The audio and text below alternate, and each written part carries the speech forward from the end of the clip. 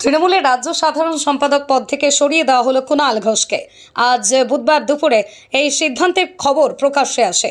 এদিন সকালে উত্তর কলকাতার বিজেপি প্রার্থী তাপস রায়ের সঙ্গে এক মঞ্চে দেখা যায় কুণাল ঘোষকে।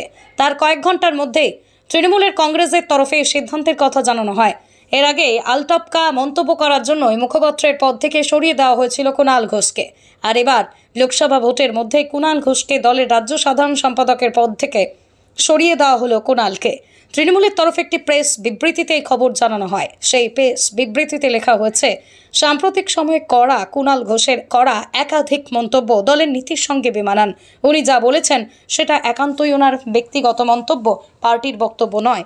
এর আগে ওনাকে দলের মুখপাত্র পদ থেকে অব্যাহতি দেওয়া হয়েছিল, আর এখন তাকে তৃণমূলের রাজ্য সাধারণ সম্পাদক পদ থেকে সরিয়ে দেওয়া হয়েছে।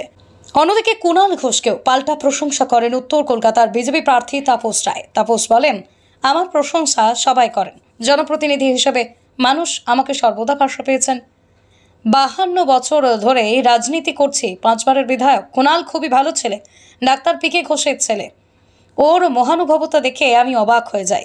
লোকসভা ভোটের মধ্যে এভাবে কুণাল ঘোষকে রাজ্য সাধারণ পদ থেকে সরিয়ে দেওয়ায় স্বভাবতই রাজ্য রাজনীতিতে শোরগোল পড়ে গিয়েছে। দেশ জুড়ে এবার 7 দফায় লোকসভা নির্বাচন হচ্ছে।